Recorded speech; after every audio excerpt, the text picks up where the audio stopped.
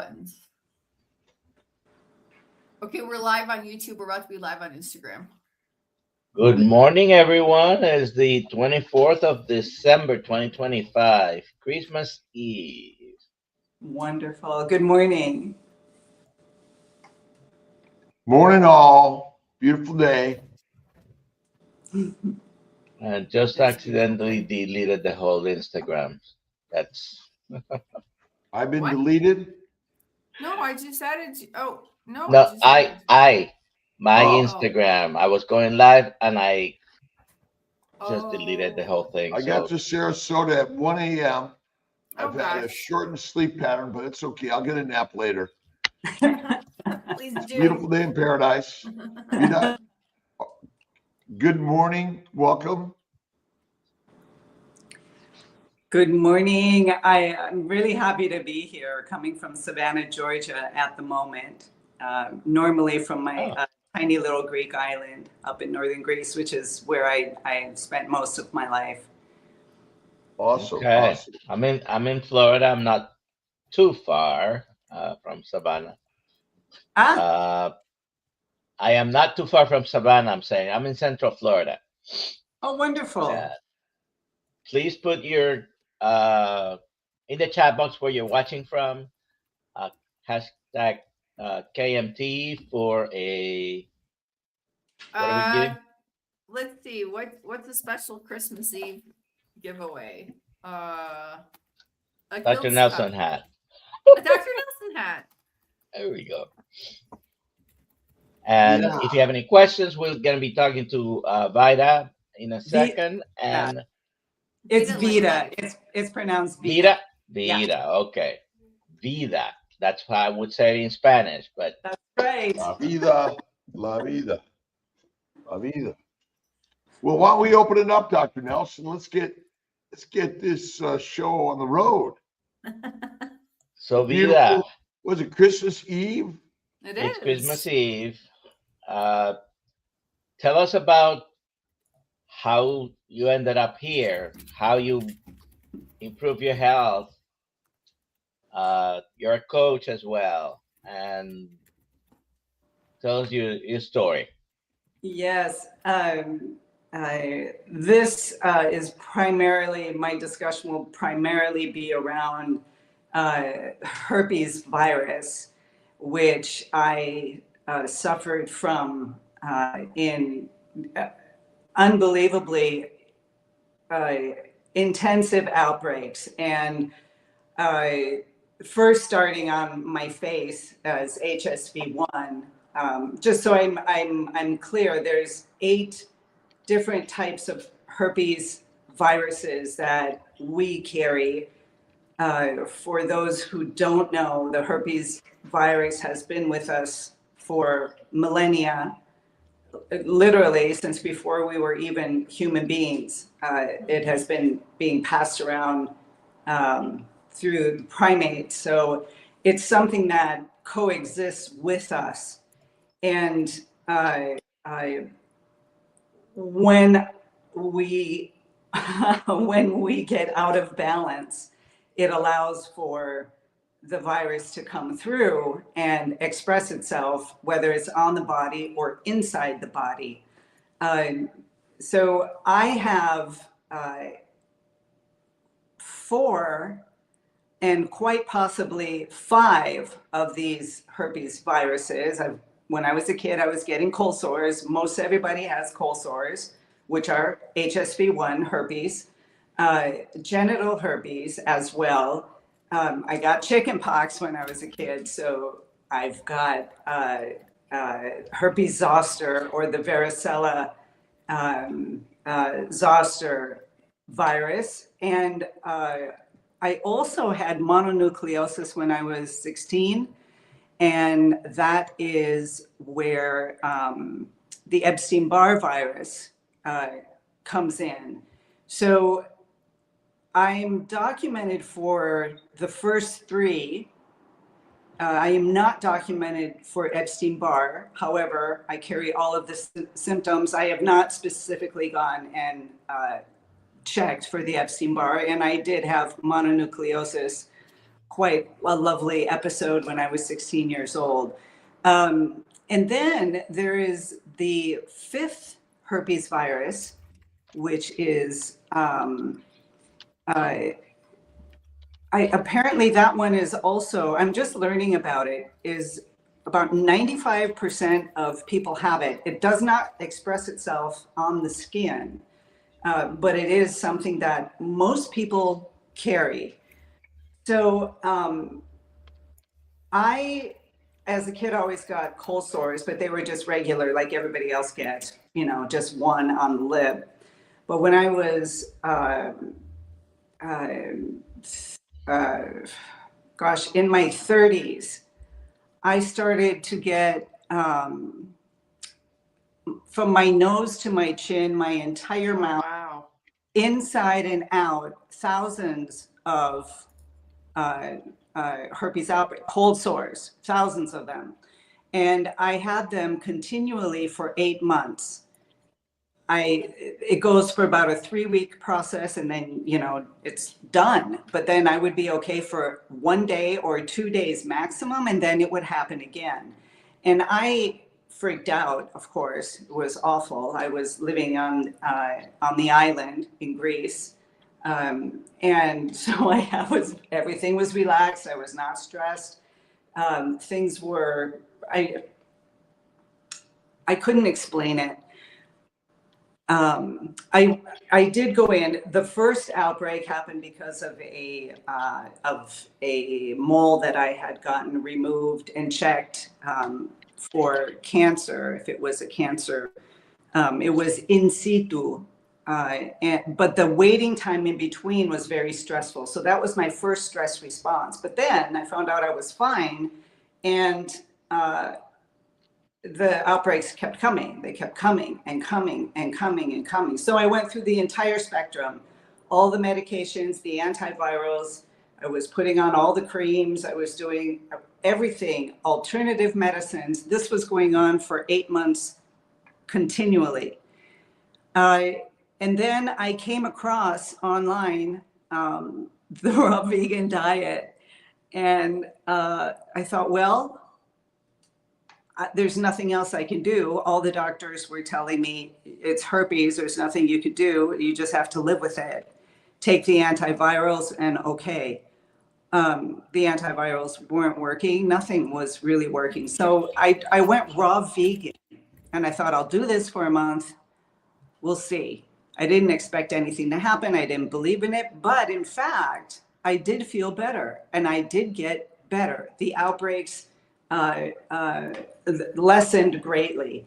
And I thought, well, this is it then. This is it. And I was doing well for about 6 months. And then I went out to dinner up in this beautiful mountain area. If you guys ever come to Greece, in this beautiful mountain area that nobody goes to. And the sheep are living up on top of the mountain. And, you know, you're eating animals that are just pure, completely pure, and extremely delicious. So I tried some meat that day along with a regular Greek meal, and I got an outbreak. And I was convinced that it was the meat that was the problem. Convinced. And I thought, I will never, ever, ever eat meat again. So I continued vegan. I started getting outbreaks again. As the years went on, the outbreaks from my face, on my neck, I got them on my body. I was getting genital herpes. All these herpes outbreaks were coming out. 12 years of continual outbreaks of, let's say, 8 times a year. So about 8 months out of the year, I could not function. I could not work. I could not go outside in the sun in the summer times. And who doesn't want to be on the beach in Greece in the summer times, right? And I just went through the entire spectrum. I started eating fish again. I started, I couldn't come to it. I could not find an answer. And one day I'm back in Greece on the island in a full body outbreak. And I came across something called the herpes diet, where they say, you eat foods high in lysine. I knew all about lysine. I was taking loads of lysine throughout my outbreaks. Well, that query led me to Dr. Sean Baker. This was 5 years ago. And I'm listening to one of his videos, one of his early videos, and I'm thinking, what the heck is a carnivore diet? Are you kidding me? You're just eating meat and nothing else, and you're still alive? How does that work? But at the same time, I was at the end of my rope. I figured this is how I'm going to get old. This is how life is going to be for me. Just 8 months out of the year, I will be in bed with these full body outbreaks. Like you can see here, this was the ending on my wrist. It was the end of the outbreak. This was happening on my face, on my neck, both sides of my neck, both sides of my torso. And that was the beginning of an outbreak right there. And, things going on, like life happening like that. So I decide to go carnivore. I got Paul Saladino's book at the time. And I thought, well, I'll try it for a month. And I was so scared because I was just certain it was going to give me a heart attack, or I was going to have a stroke, or something was going to happen. All this fat, right? Meat and fat, it was going to kill me. There's no doubt about it. That's what the entire world was telling people anyways. And so I remember the night that I ate my first, it was pork. They were pork chops. That's what was on hand. And I ate that food in the evening and I went to bed, and it was the first time that I had slept all night long without getting up to pee like 2 or 3 times, right?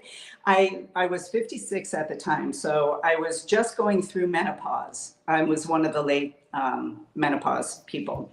And so I would get up and, I had to pee all the time, and it was the dribble kind of peeing. And I had arthritis. I used to be a yoga teacher, but I had to stop my yoga practice because I had arthritis in my shoulder. I had gained weight.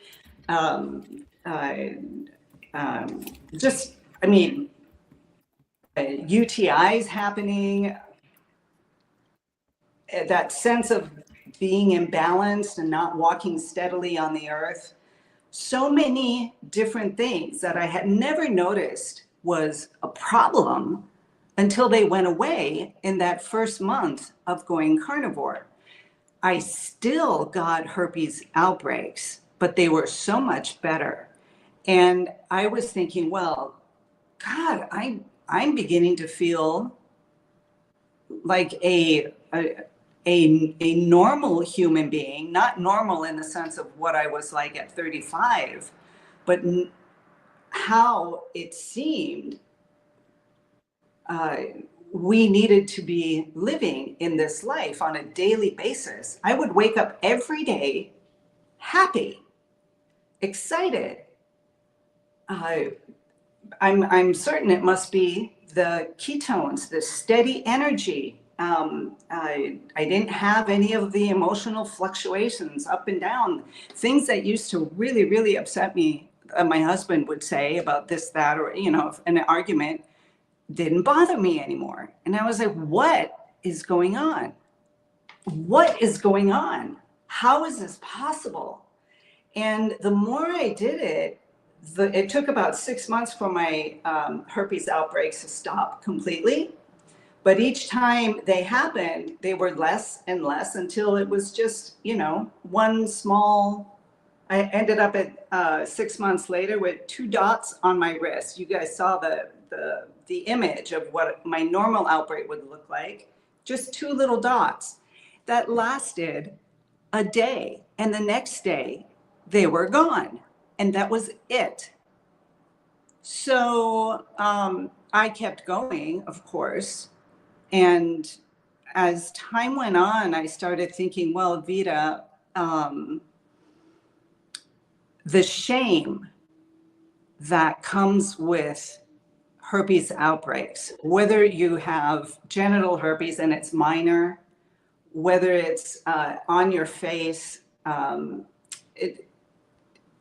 there's shame comes into the diagnosis of herpes. Herpes has a bad rap in the world, and it shouldn't, but it does. And so I thought the shame that I had been feeling all these years, I'm going to step out and start a YouTube channel, start a TikTok, or, and just start talking about the possibilities. Because if I got better on a carnivore diet, quite possibly somebody else will also benefit. And so I started the Vida Goes Carnivore YouTube channel and started talking about it and hoping to, in some way, eradicate the shame that is wrapped around a herpes diagnosis. And people began to come forward and talk to me, and I've helped them through. Some people, not all of them, have embraced the carnivore diet and have found benefits as well. The ones that stay carnivore, not everybody stays carnivore, but the ones that have stayed carnivore have cleared up. There's a beautiful woman who was getting outbreaks around her eyes, and she has been carnivore now for, I guess, about 8 months to a year, and her outbreaks are gone as well. Her herpes outbreak stopped probably about 4 months in, and she's an older woman. She's in her 70s. And it is so encouraging to speak with others, and really quite beautiful to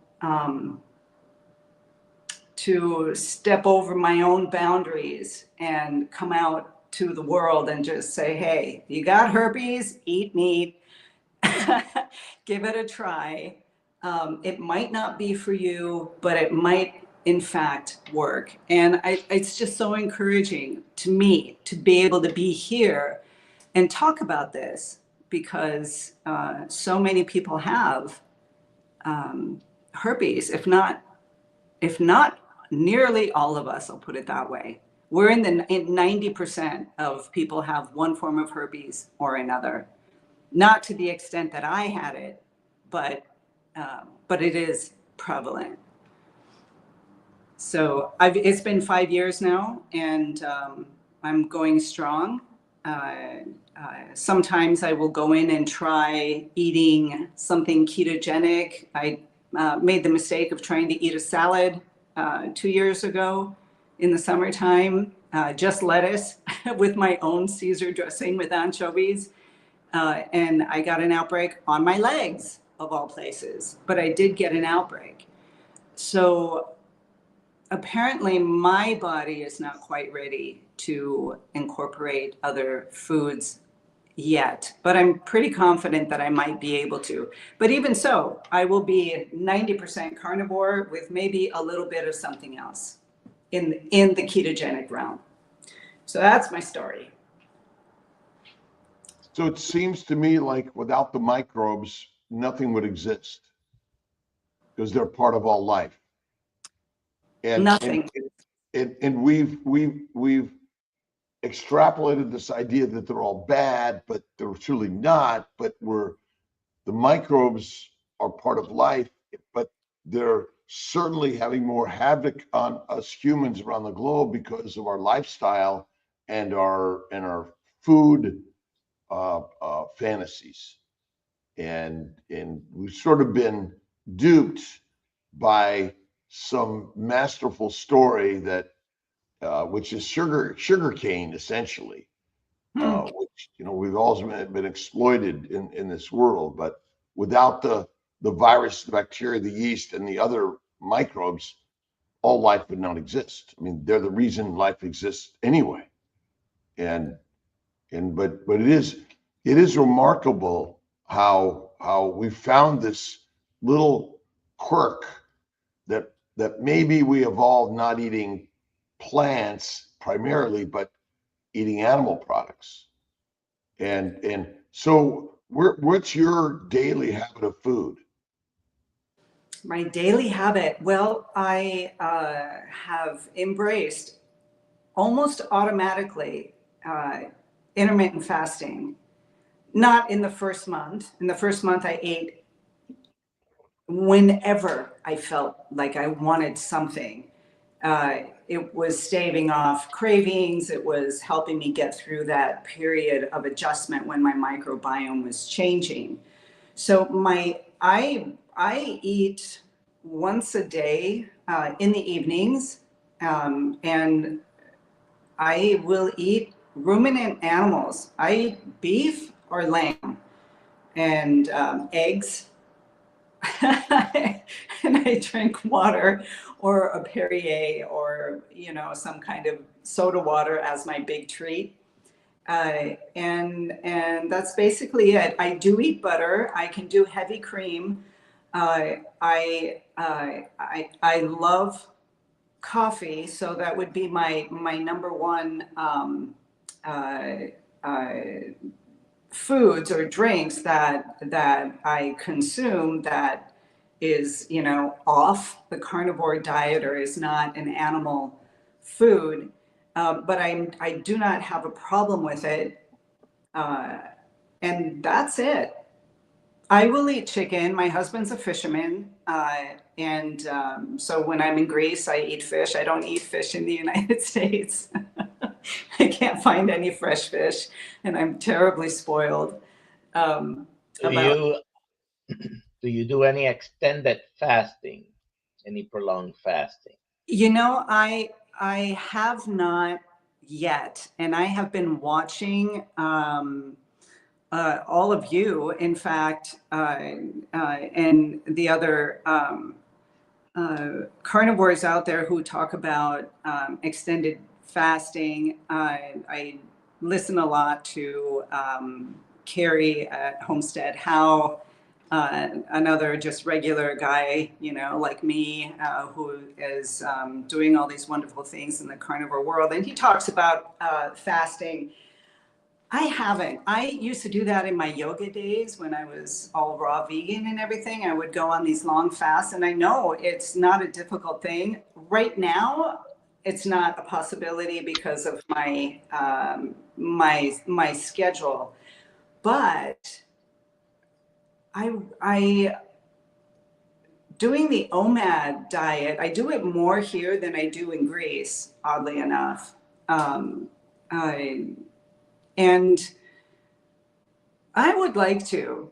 I haven't done it yet. And one of these days when you guys go on one of the extended fasts, I may want to join in on that. But hopefully I'll be back in Greece where I can move more inwardly and focus on what's happening inside and out in my life in a less stressful situation. We do have a bunch of questions already. Let's take some of them for her. Vida.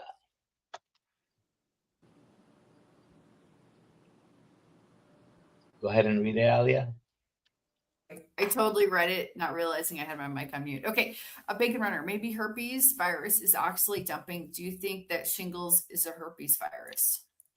Shingles is absolutely a herpes virus. It is the varicella zoster virus. It comes from chickenpox, and we call it shingles in the United States. I don't know, you guys, this whole changing the names of things here in the US to make it sound better is just seems ridiculous to me.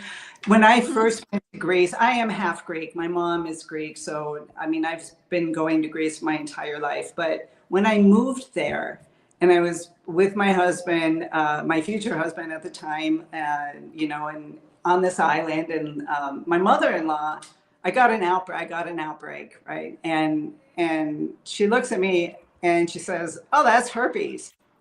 And I was like, "This isn't herpes. This is a cold sore." I didn't know. I had no clue. I thought it was a cold sore. And I just thought she just didn't know what she's talking about. How vain of me. And I went, and we didn't have internet at the time, so you couldn't just go look things up like we can today, or ask ChatGPT, you know, a whole nother thing, but searching the information. And then I found out that everybody does say, they call it a herpes because it is in fact herpes. But outside of the United States, the shame is not wrapped around it. Not even, at least in Greece, in genital herpes, which, you know, is the big scary one. So I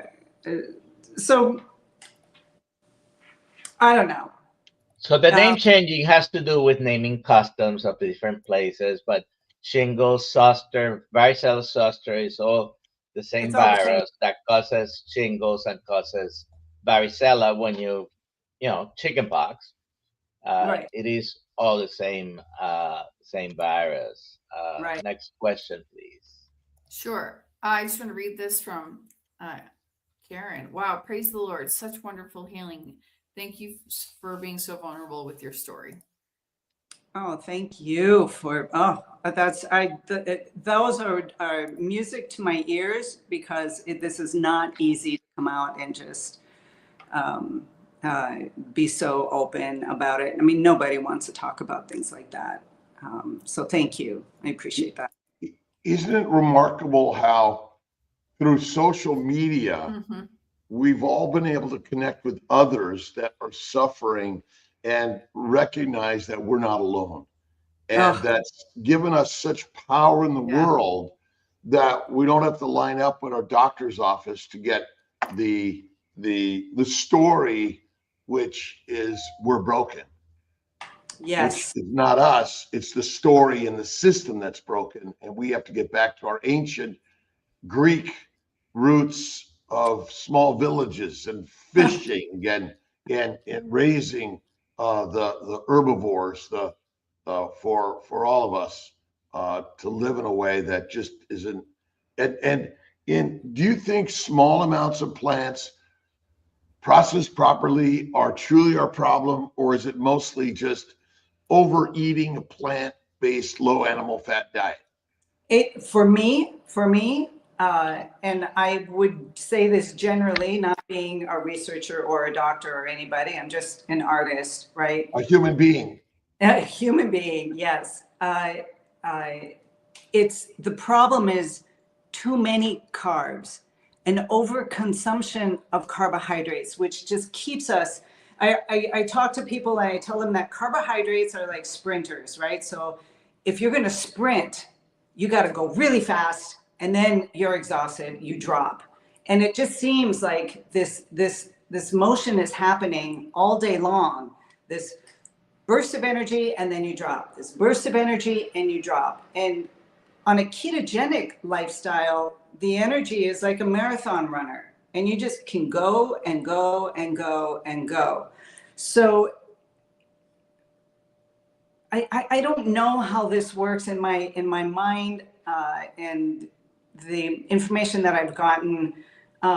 It seems like when we eat too many carbohydrates and we're on that spike of running, sprinting, and then we drop, it's not only just physically, it's our mental clarity that also goes through the same process, because we are not separate pieces in a human being. We are mind, body, and spirit, and all of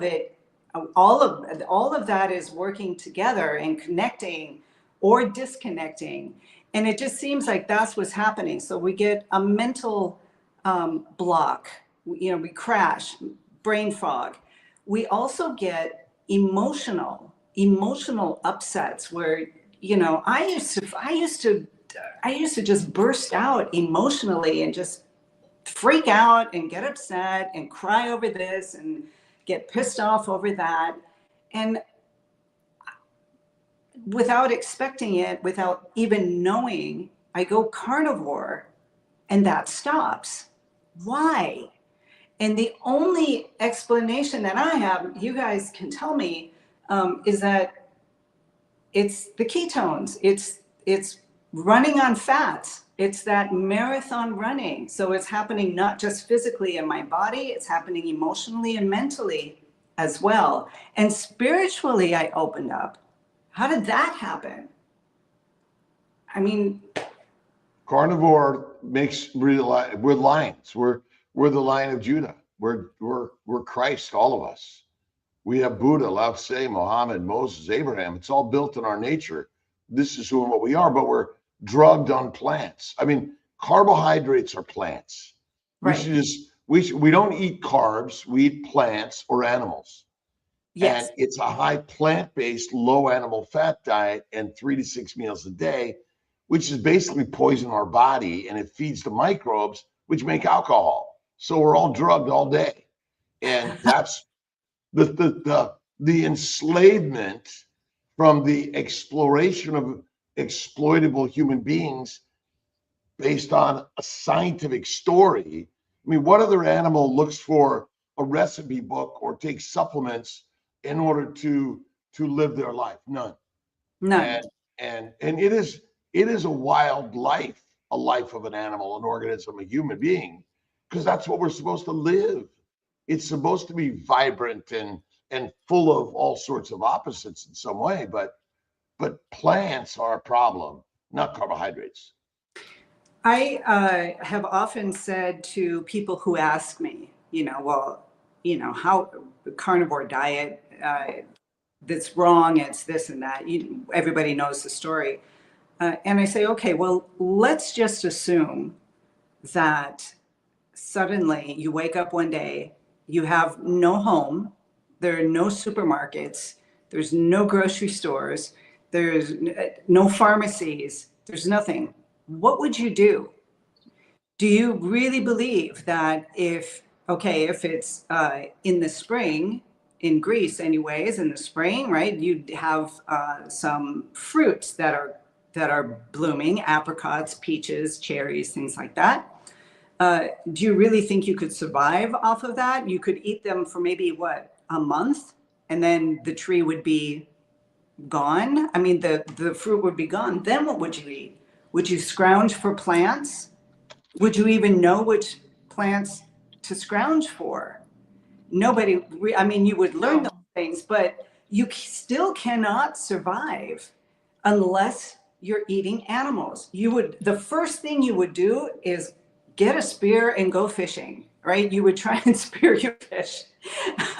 You would try and get an animal. You would try and eat an animal, because you know that animal not only will sustain you, but you can use the bones, you can use the animal's skin for clothing, for warmth.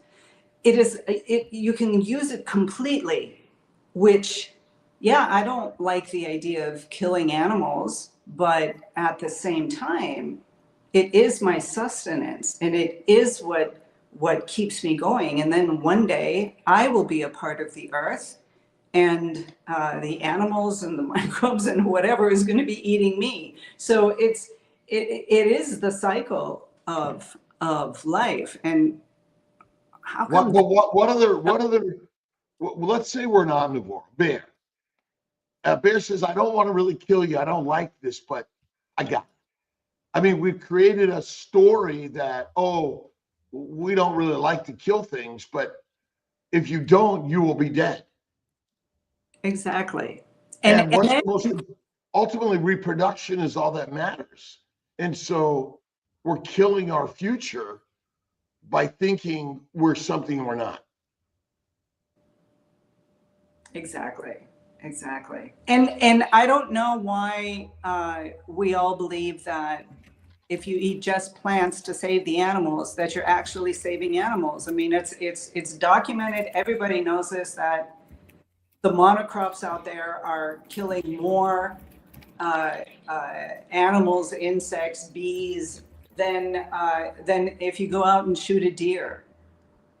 If you go out and shoot a deer, you shoot a deer. It's one deer.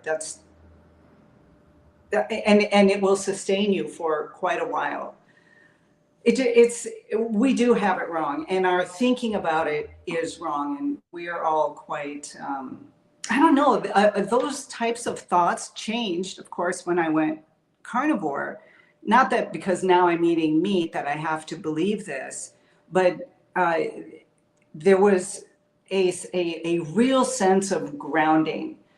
So I, in my art channel, right, I talk about art and I talk about creativity. I mean, creativity is something that's infinite, and the only way for an artist or people in any sense to use creativity, we have to bring it in. It's almost like going through the chakras, right? And you limit and limit and limit the creativity to get to the point where you're standing in front of the easel and you're physically creating, you're acting on the inspiration that you had. Well, somehow I have no scientific basis for this, but somehow when I was on my previous life eating carbs, you know, plants and fruits and things like that, most of my life was just up here in my head. I was never able to siphon it down, to limit that creativity and do things in the physical world to any extent. So I'm always like siphoned off, cut off. And then this carnivore thing happens, and I'm doing it for a completely different reason, you know, get rid of these herpes outbreaks, or at the very least make them better so I'm not suffering so much. And suddenly I'm finding that I get an idea, right? Something comes in and I bring it down and I pass it through and I make it physical. So this, my YouTube channel coming out and speaking about herpes is an act. Otherwise I just stay in my head on my quiet little Greek island and never talk about it and nobody would ever know. But there's others out there that need help, that are looking for a solution, and this might be their solution. In my mind, it definitely is their solution. So it's just interesting how my entire body connected, my inner world with my outer world became balanced. And you know, it's in yoga we say mind, body, spirit. I think more in other spiritual ideas, it's basically the same thing, you know, God, the Son, the Holy Ghost in one, you know, and Buddhist philosophy is, you know, moving in and letting go and becoming present. It's all the same thing, but it just seemed to happen naturally on Carnivore. Like I didn't have to do anything. I got confident. I mean, where did that come from? I've never been confident. I go carnivore and now I'm confident. Why? Because plants are drugs that damage your brain. And alcohol is made in the gut via fermentation of a protein, low-fat, plant-based diet. We don't eat protein. We don't eat carbs. We eat animals or we eat plants. That's the diet.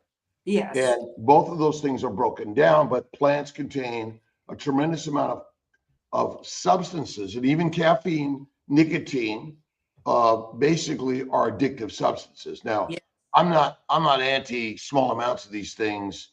You know, we live with other human beings. We drive cars, fly planes, and walk across the street, which are all deadly dangerous things. We are all here to modify our own lifestyles. This is not a place of judgment. We're here as a place of embracing and loving everyone. This is what's really important. But what you're sharing, la vida, the life, the true life is that we are lions, we are wolves, we are pack animals. Yes. We have been basically domesticated by the explorers of the world that went around to exploit the world, mostly from sugar, alcohol, cocaine, heroin, marijuana, nicotine, and caffeine.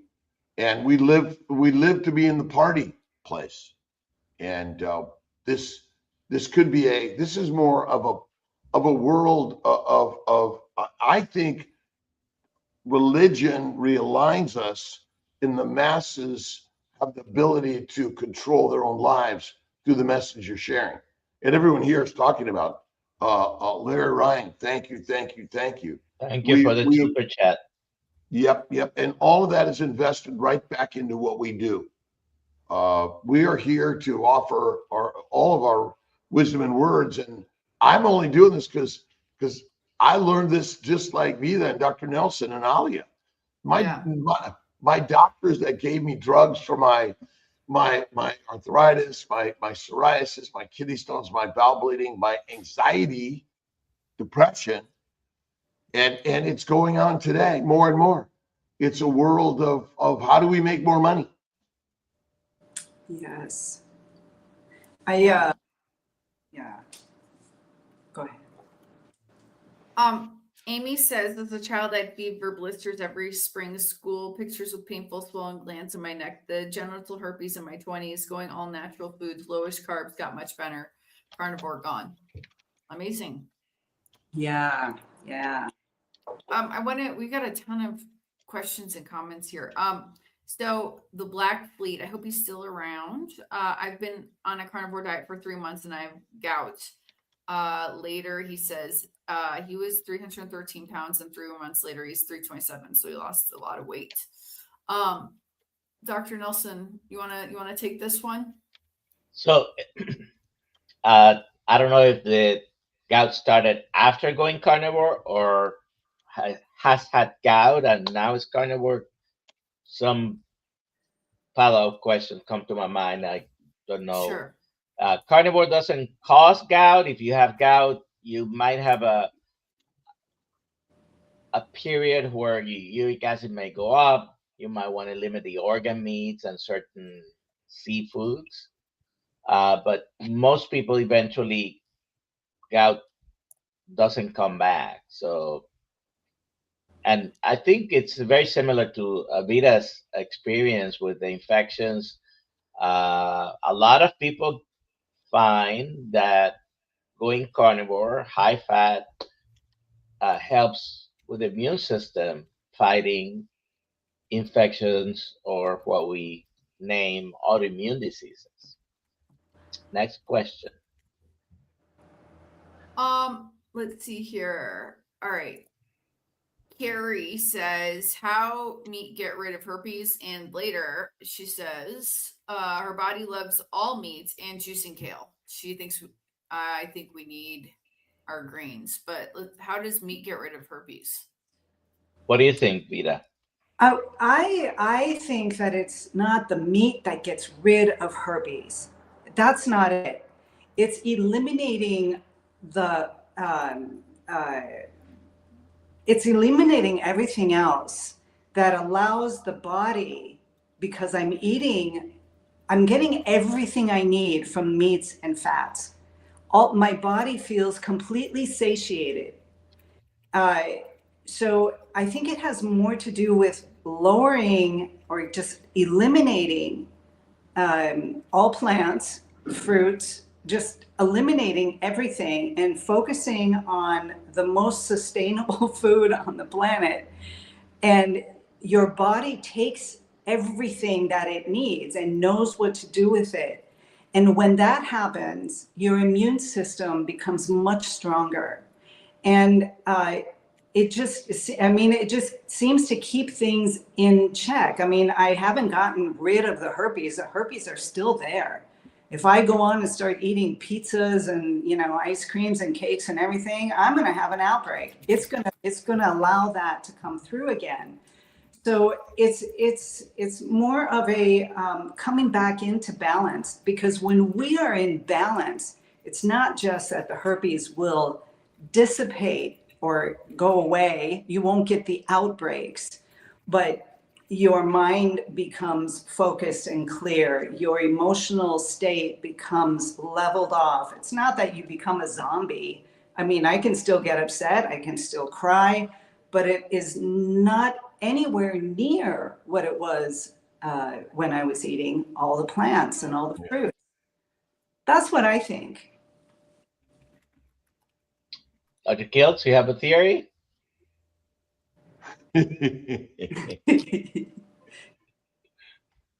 Mm-hmm. All right, next question. Well, I just want to say this real quick, and Okay. based on something George said. So we have banana trees, tangerine trees, papaya trees, mango trees, or one or multiple of all of these trees. They take forever. Like if we were supposed to live off of these trees, we wouldn't be able to. By the way, it takes forever for the fruit to arrive, and then it's gone. It's gone. It's Either a few by- weeks, Yeah. maybe a month or two of the year, right? Exactly. And So we cannot survive off of plants. They can be a treat once in a while. Maybe you come across a beehive once in a while and you dare to go in. Not me. I don't think I would do. I wouldn't know how to get the honey out of it. We're sending Alia. Yeah. Did you, Karen asked, did you ever have shingles during outbreaks? Well, those were my outbreaks. Those were the ones I was getting on my body were shingles, or the third herpes virus. So yes, absolutely. But I mean, and usually people get shingles, herpes on one area, just one spot, and I was getting them also on my neck and on both sides of my body, which is unusual. So I am an extreme case. And I guess I should say also that part of that might be the extensiveness of the outbreaks was also because my Hashimoto's markers, the anti-TPO, I believe it is, was at like 2,500. Wow. And that I didn't even know. I had no idea. This was 4 months into my carnivore, my first carnivore, when I went carnivore, and I thought I better go get a blood test to see if I'm gonna die, right? If this is gonna kill me, because I was still convinced it was gonna kill me. And then I saw that, because I got my thyroid checked, I saw that I had this huge number. And they were like, well, you need to get to an endocrinologist, you need to go take all the pills, you need to do all of this. I was like, I'm not doing anything because I feel great. I'll wait a few months and then go back. And I went back, and you guys, it had dropped from 2,500 to 60. Yep. Simply by being carnivore. Mm-hmm. Let's talk a little bit about controversy here. Can you read that question, Alia? No. Or Everyone can Vida. read it for themselves. Okay. I'm on my phone, so I cannot actually read I'll read it for you. Okay. Someone is asking, do you recommend the shingles vaccine? You answer that, Vida. Kings and queens of the world required for control. Well, first of all, it's not 100% a 100% solution. So no, I generally would say no. I do not recommend it. I have not gotten it, and I will not get it because I have seen through experience, not through mental belief, through experience only, that I can bring my body back into balance. And if I'm in balance, why on earth would I go and get the vaccine? It won't benefit me in any way, from what I can understand. Well, your pattern of eating has decreased your recurrences to nothing, really, essentially. Yeah. So you've done the job. So you Exactly. definitely don't That need it. is- And Carnivore diet is my vaccine. There you go. GFG Homestead, did you ever experience any oxalate dumping? I have no idea, because at the time I knew nothing about oxalate dumping. So when I went carnivore, I'm pretty sure I had oxalate dumping. You guys, all of the tendency for us to like dig in and get like specific this and all of these things like oxalate dumping, and eat this type of yogurt or don't eat any yogurt at all, and all the reasons for it. To me, in my world, if I'm eating yogurt for example, and I have a problem, like, or if then I'll just stop eating the yogurt and I'll get better. I'll go back to my baseline. My baseline is carnivore. My baseline is carnivore. If I'm going to do oxalate dumping or have some kind of symptoms, okay. But if I'm at my baseline, I just seem to be okay. And I know that's not true for everybody. Some people really have some serious problems with that. When I talk to people about my experience, and because they're wanting to try carnivore, when they're having problems, we go through that, but it has more to do with just let go and allow this change to work its way through so that you can come out on the other side. That's pretty much my answer. I didn't know anything about oxalate dumping when I went carnivore. I had symptoms, I had some problems, but it was just in the first month and then it was gone. Story described the damage that we get from plants, essentially. And it doesn't matter. This is where we get so much fun in our science, but the simplicity of the story is easy. There's going to be hardships no matter what you do. Disease and death will come upon all of us at some point in our life.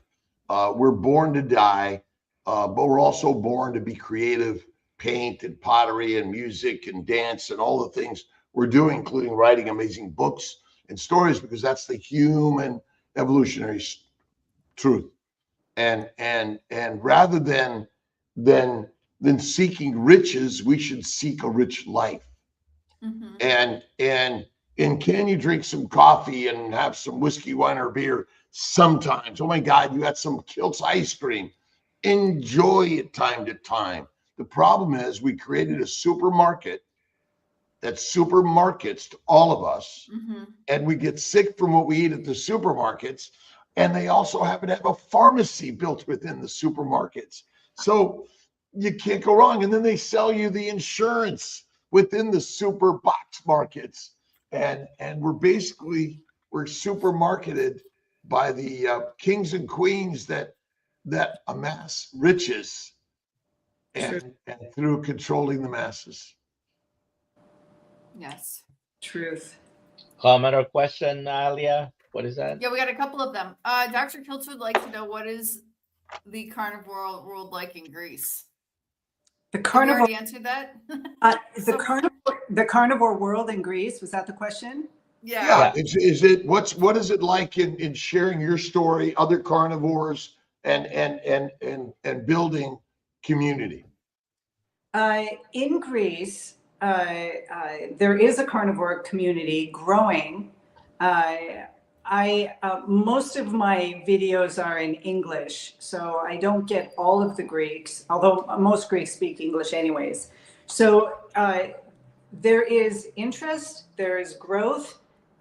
People are having just incredible, as everywhere else in the world. So Greece is a very interesting, small, tiny, energetic, ancient country.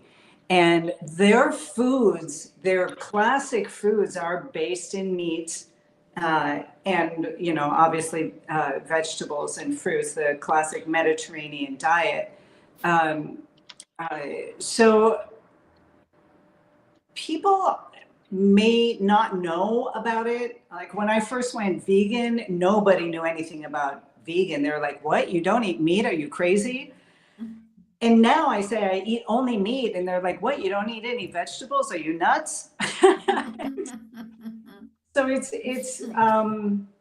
it's not there yet. But you know what? I came here in August, and I thought that anywhere I went, people would know, because this is where the carnivore lifestyle just kind of took off.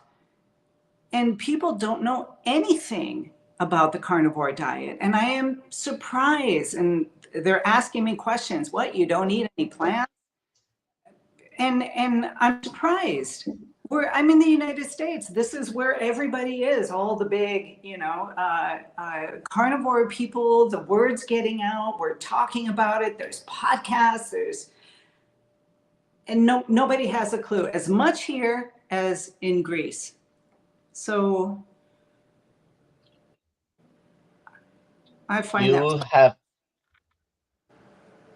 you have opened yourself to a topic that some people, don't find easy to admit. Thank you for that. This one is less problematic, I would think. This But there's a more problematic question coming up. But yeah, pooping like must this be one. hard for these people. Dr. Kiltz, but Vida, first, do you have a problem with bowel movements because you're a carnivore? Okay. This is an interesting topic because in my life, because my entire life, I have been constipated. My entire life. I get to 56 and I think, oh my gosh, I'm going to eat meat and I'm going to explode because I just never go to the bathroom, never poop. It'll just never happen. And in fact, I was comforted by, well, you can go, maybe it'd be 3 or 4 days before. That was the beginnings in the carnivore world. They were telling me that. And I thought, well, okay. So I didn't worry about it. And then actually a couple years into carnivore where I was kind of like that, I would consider myself constipated. And I was like, why? Why is this happening? And I did not think that I needed to have fiber. I just couldn't understand why I was constipated. Well, then I started drinking more water. That helped. But then here's, because of my age and the menopause and things like that, I started to have leg cramps at night. So because of the leg cramps, I started taking electrolytes. And I'm thinking, well, I'm carnivore. If I'm getting everything I need, why do I need to take electrolytes? I should be getting enough. But anyways, I was getting these really bad Charlie horses. I were bad ones. And as soon as I started taking magnesium, I'm no longer constipated. Like I go every single day and with no stress. It's, you're not struggling to get it out. Just nice. Just like when I go to pee, I'm peeing like I'm 20 years old, not 61. Like, I pee like I'm 20, which was just, I thought that was the best thing on the planet. And I sleep all night. I just don't have any of the old age problems. But yeah, the magnesium, there was a lack of magnesium in my system, definitely before carnivore and maybe just continuing into carnivore. For some reason, I do not have the electrolytes that I need. So I would love to ask you guys, what would be a solution to that? Take some electrolytes. Well, that's what I do. No other animal worries whether they're going to go or not. We've been brainwashed to think we got to go. The colon is meant to gather the waste. When it's full, release the waste. Like your bladder. When your bladder is full, you says you got to go, you go. Nobody's thinking, I got to pee, I got to pee, I got to pee. Oh, I haven't peed. It's just when it's time, you go. True. So the brainwashing is number one. I got to go every day. I go maybe once a week because what I eat is there's no waste. It's absorbed through my intestines, into my lymphatics in my liver, and it's distributed everywhere. And so that is our number one problem. We've been taught by Charmin and many others and all the drugs, because you're right. What is constipation? It's the feeling and sense you got to go, but it won't come out. That's bloating, it's inflammation, it's bleeding, it's fermentation. Constipation isn't that I didn't go. It's that it feels like you can't, and try to force it. Be patient. You would one day, you know, if you just be patient, it will come out. But part of the problem is that everything is sanitary now. It's sanitation. I mean, the water, we don't have natural water anymore. It's completely not natural. And you know, we used to hunt and gather the salt and the animals and those things. And you know, we're salt phobic. And in natural salt by the shore or in a salt mine, it has all the minerals in it. Everything's there, but you know, we don't consume it. Yeah. Can I say, when on the island, when I go down, because I go down to the rocks and I gather seawater, or when my husband goes out fishing, he gathers seawater and I bring it home and I make salt. And when I'm eating that salt, things work a lot better. The cramps lessen, and you know, by you saying that, I made that connection just now. So. And part of the biggest problem is the colon is highly damaged and inflamed. Secondary significant fermentation and the microbial damage, the sugar damage, the glycation, the alcohol made in our bodies. That is the biggest culprit and problem. And by the way, I stopped cold turkey again a week ago or 2 weeks ago. I don't know what it was, maybe 2 weeks ago. I stopped cold turkey 2.5 years ago, no coffee. And then I went back on it for 2 months. And now I'm off it again. Cold turkey. 702. Alia? We got a ton of questions. Should we keep going, or should we just call it a day? I can keep going if you're all into it. That's fine. Couple more questions, and then we'll go We'll go for the. Okay, let's do the questions first. But everyone, hashtag KMT. Okay. Let's see. Here, this one. This is the one I was saying is controversial. I thought herpes came from intercourse. What is happening here? Okay. Herpes, that is the second herpes virus, which, yes, is transferred usually through sex, through sexual contact. That's just the way that it passes on. But the cold sores also pass on through human contact. And so the first two herpes virus, that is how it's passed on. I'm not sure about the other ones. Like the varicella zoster or chickenpox is mainly through air, okay? Droplets through air, and you only infectious for certain. There, like you have said very eloquently, 8 herpes viruses that affect most commonly humans. There are actually hundreds, if not thousands, of herpes viruses, but there are 8 that are more common to humans, and each one transmitted in a little bit of a different way. Herpes simplex 1 and 2 transmit through direct contact, and actually all of them could, but the preferred method of transmission may vary from one to the other. Go ahead, Dr. Kiltz. Well, remember, we've created a story, but ultimately these microbes are everywhere. They're on the plants, in the air, and we've claimed them to be sexually transmitted. They're transmitted by life. And so we've claimed, oh, it must have been you had sex and you got it with sex. Well, there's so many ways all these things are transmitted around the globe, but think about it. I mean, how did you get that cold virus, right? All these other microbes, they're everywhere. Everywhere.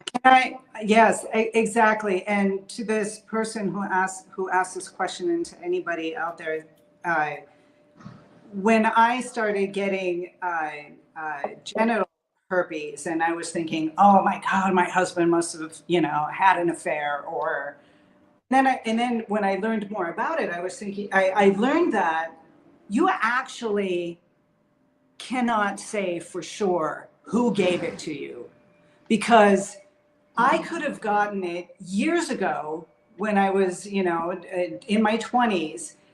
The outbreak could have been something that looked and felt like an ingrown hair, and I just don't know it. Or most people don't even get an outbreak, so you never know that you actually have herpes simplex 2, genital herpes. You actually don't know. So I'm not saying that you you need to be responsible when you're talking with people and letting them know, but you can't blame somebody specifically. You did this to me. We need to just break out of that that thinking. It's sort of, this is life. It's sort of like, you're right. You did this to me. No, because no matter what you do, you must assume it's everywhere. But who cares? The reason it's everywhere, because this is life. It's the soup. It's a messy, chaotic soup, but without it, life does not exist. Exactly. Does not exist. All right. Let's just do one more. Just do this last one. Greg would like to know, is carnivore safe if you have type 2 diabetes and low blood sugar? No, it is not safe for the medical community, the pharmaceutical world, or my job. So please do not do carnivore, because then I will not have a job of taking care of sick people. But if you want to control your life and be the lion, yes. And type 2 diabetes is caused by what, Dr. Nelson? Too many plants, not enough meat. Plants in a low-fat diet. Low-fat, plant-based diet. Greg, are you a member of the Kiltz Mighty Tribe? If you're not, please go to DoctorKiltz.com, find your way to the Kiltz Mighty Tribe, sign up. It's free.